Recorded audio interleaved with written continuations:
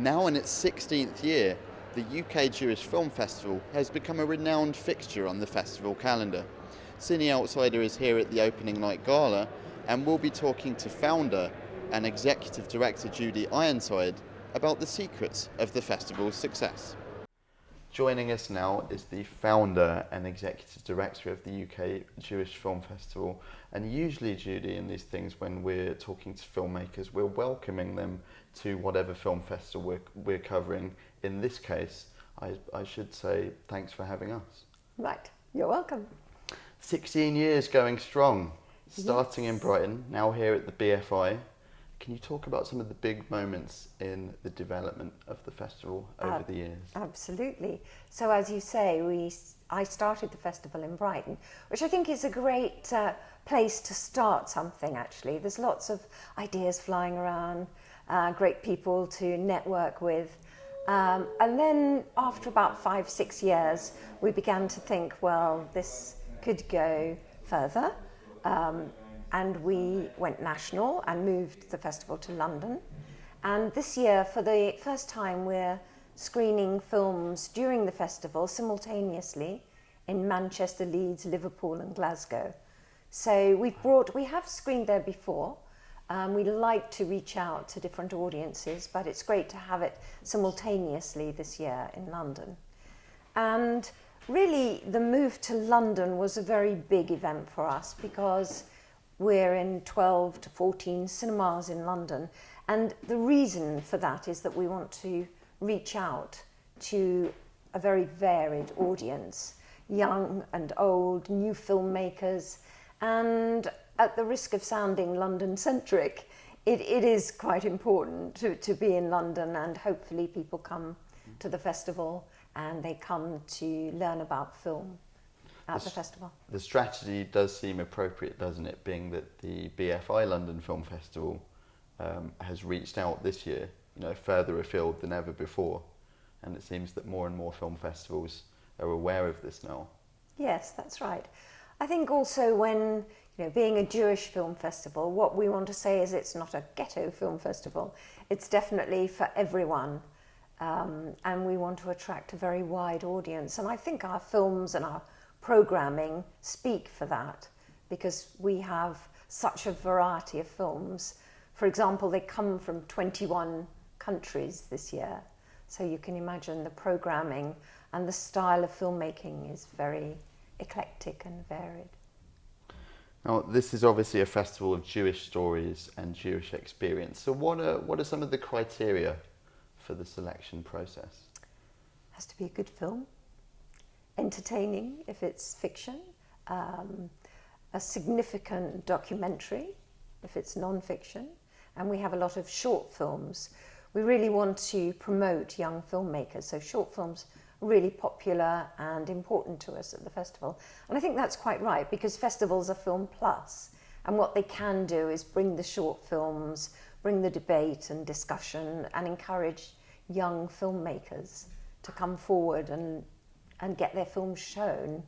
So you asked me what the criteria is. There has to be some sort of Jewish theme or a connection with life, culture, history of Jewish life throughout the years. And that can mean parallel themes as well. Sadly, it can mean Holocaust and genocide, but it can also mean about the experience of refugees and family life, which isn't that different in so many different cultures, not that different to Jewish family life.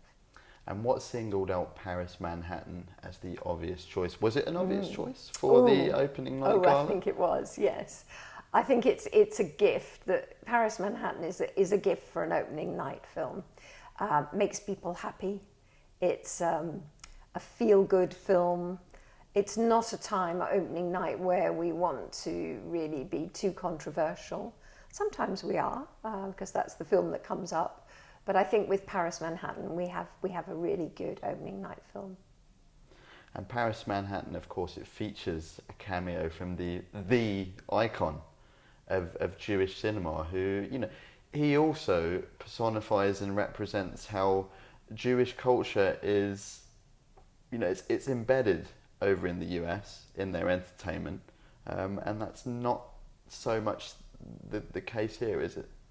That's right. I think the Jewish culture in the US is different and more embedded, as you say, than it is here. And that's particularly relevant when you think and talk and watch humour. Jewish humour, I think, is very much embedded within US humour. Here, Jewish humour is noted, but I don't think it's quite received in the same way. And can you tell us about the festival's strong ties, not only with young filmmakers, but from an educational aspect and charity work as well? So we are a registered charity, and several aspects of what we do as a registered charity are really extremely important in the festival. We have educational remit.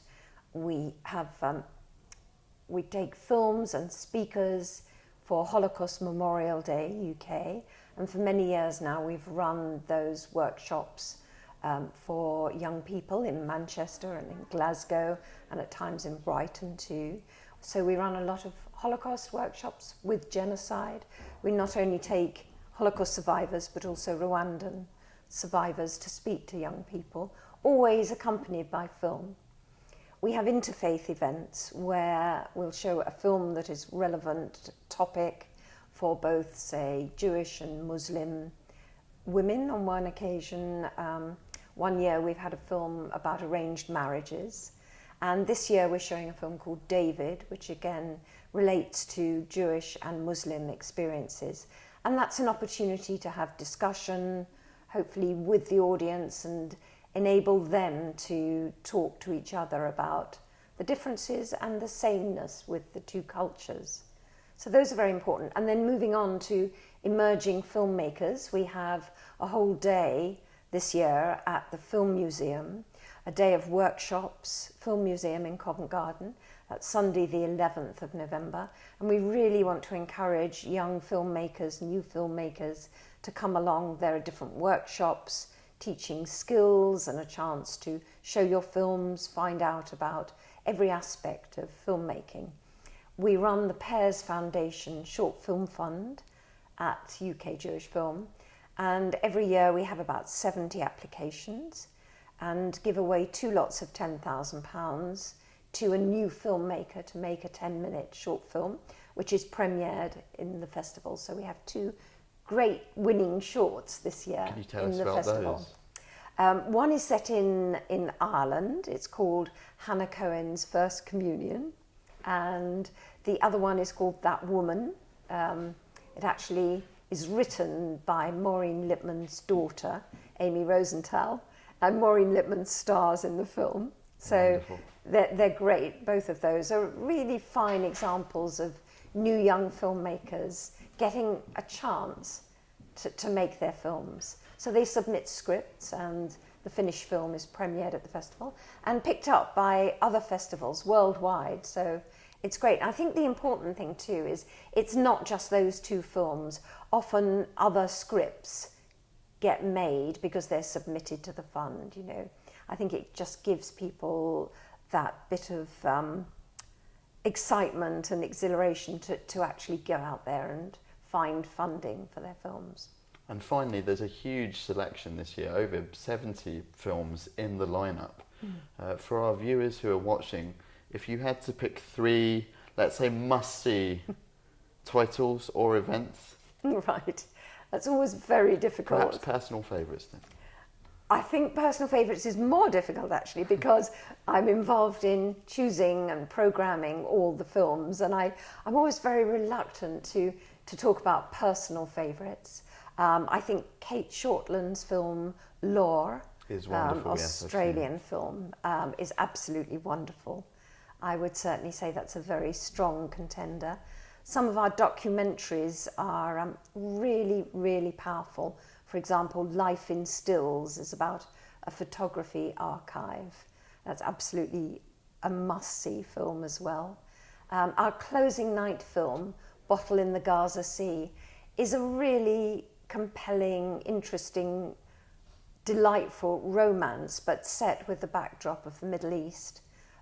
Again, I think it's a really important film because it doesn't judge. It's a relationship between an Israeli and a Palestinian, Israeli girl and a Palestinian boy, and their struggle to try and humanize their lives and the Middle East situation.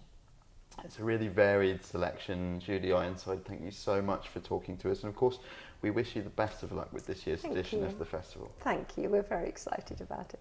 Thank you.